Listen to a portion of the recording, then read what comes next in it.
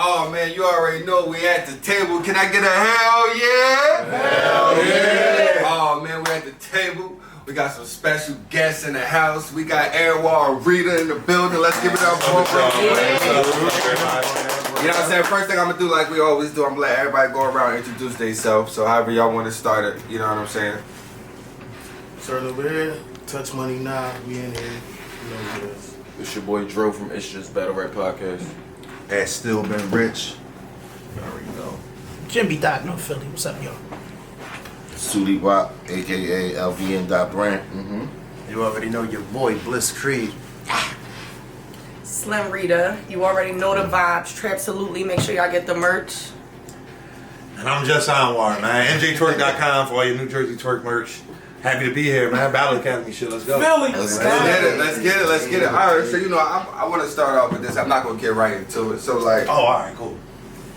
what like this go for both of y'all? You know what I'm saying? Like, what made y'all what made y'all want to get into battle rap? Like, what made y'all fall in love with the culture? You know what I'm saying? And like, how did y'all get into like, just loving the culture and just want to be involved in battle rap? You want to answer first? Sure. I mean, living in Philly, like, it's just that simple, man. Too raw for the street shit. I went to Central High School, so it's like, Broad Island was right there. Right. You could, between regular ciphers, again, I'm old, man. I'll tell you, man, I come back from South Street. You pull up right in front of gyms and shit, like, late night shit, ciphers, shit like that. So, like, just the pureness of battle rap. And then my brother, he passed on now, but he used to rap. And he was fire, like, you know what I mean? I really used to try to push him to really like take it serious, but again, I'm old, man. It wasn't really no money in it at the time. Right. You know what I mean? We seen Reed, we seen Still, we seen Kaboom, Frank, like, and niggas was doing their thing, but nobody had gotten on. Yeah. So my brother, like, bro, like, for what? Like, you know what I mean? I would just do this shit on the humble, and but that was it. Like, you know what I mean? There's shout out to the music industry, of course. We all like to hear that shit when we go to the clubs, but battle rap is the purest form. That's where everybody in here, Still, you've been rapping for how long? He can't say the same shit that we all could rap along with him because we all watched it. He can't get on stage and rap that shit again in battle rap. It's just not acceptable. So it's just the pureness of it, man. Shit like that. That's how I felt it. Okay. I mean, it's somewhat the same thing for me. Just growing up, living in Philly, I got an older brother who raps, and just living in certain areas. I grew up in Logan. I got a lot of family down North Philly, so you in certain areas, you see certain things. Certain people was lit back in those areas, back in those days, you get what I'm saying? Like, you could go to a street corner and it could be a whole battle situation going on. So just kind of growing up in it and then watching it continue on with you had the CD era where everybody was going to buy the CDs, everybody was going back and forth on Facts. I was getting all bootlegs. Randy ass is dead with Castro. Every week it was something new. You like, yo, I gotta go get. I heard this on the street. Da da da da. So you going to the bootleg man to go get that new CD, and then the DVD era. You get what I'm saying? And then how it progressed to where it is now, just being with the stages. I've always just kind of stuck with it. That's dope. Real quick, who y'all favorite from the DVD era? Good question. $3. Yeah, I'm about to say gotta be Reed, bro. Like, being from Philly too, man. Like, that nigga really changed the game. Like, I'm gonna tell you something. In like '05, I had moved to Colorado, right? I didn't even know where that was at on the map. Couldn't tell you where that was at all whatsoever, right? I get there, they know who Reed Dollars is.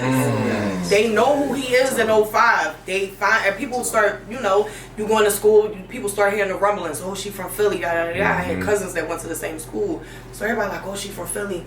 Let me ask her if she know Reed Dollars. Right. I'm like, I'm from Logan and Uptown. Like, y'all really gotta relax. I don't play with the South Philly side. I don't be on that side, so I don't know him. But that was like a whole big thing. But I couldn't believe that people over there knew who he was, and they respected him the same way we respect him here. Right. So it was a little different for him, especially at that time. It was different for him. So 2 questions. One question is, you got a brother that rap? You still rap? My brother is he's not rapping no more, but he is trying to get back into it as far as like making beats. He's I'm about to say he better rap because we can figure something out. Figure something out right away, right? You know what I'm saying? But he was more like an all-around type artist. Like, he did everything. He played piano. He played with the instruments. He knew how to make beats. So he's getting back into that essence of making beats and stuff like that. But the rap side, you know, once you figure out like certain things ain't working out as far as like staying focused on it, it kind of makes no sense to stay focused on it, so you move on. I mean, I believe in that 50-50 because I also believe in before you quit, you could be 5 seconds away from your miracle, your blessing. That's true. So it's two ways to, but I understand where you coming from, like 100%. You know what I'm saying? Life happens, you know how they go. Now the reason why I asked y'all about like what made y'all, you know, fall in love with the culture and get into it, because my next question is, how does it feel to be in the culture and y'all voice matters? Like, you know what I'm saying? Like, how does that feel? Because you best believe if y'all say somebody lost on something, somebody's gonna argue that. Or like y'all, you know, y'all in the culture, that matters. Everybody can't be in the culture to where as though they can make an impact or their voice matters. That's a fact. Right. I would say overall it's interesting, right? Because us going to like our first events together, we didn't foresee any of what's occurring right now. Like, you get what I'm saying? Or like, we didn't think at all whatsoever. Like, we were happy to even get a glimpse of Jay Black, let alone be working next to him. That's dope. And That's dope. you know, so some of our first events was like, you know, it's just us being a fan, going out there to enjoy the battles like any other fan would. For some reason, we kept attracting attention, like on everything. We just kept attracting attention. We had people come off stage like, "Oh my God, y'all a couple, y'all together? Oh shit, that's fire!" And now people are like, fuck with battle rap. and now they spreading the word through the building. People are walking up like, "Yo, we heard there's a couple in the building. Shout out to y'all." Oh shit, like we just attracting attention. Like, and that was at a URL event. yeah, like off the humba, like crazy. not us trying to stand out in crazy. the crowd, not us being extra. We just standing there, but they asking like, "Yo, is y'all? Yeah, we together. Y'all in a relationship? Yeah, we together. Oh shit, that's fire." So it was like from our very first time going to events, we always attracted attention. So like, how'd y'all get the relationship with Jay Black to be on champion? Like, how did that come about? Well, that's twofold. Like, Mostly being outside. Being outside, being at events, and being in the right places at the right time. Okay. like that's part. I wouldn't say that's mostly it though. That's part of it because Tech 9. I used to play poker with Tech 9. Okay. Me and Tech 9 used to play the same poker house for years. Like, you know what I mean?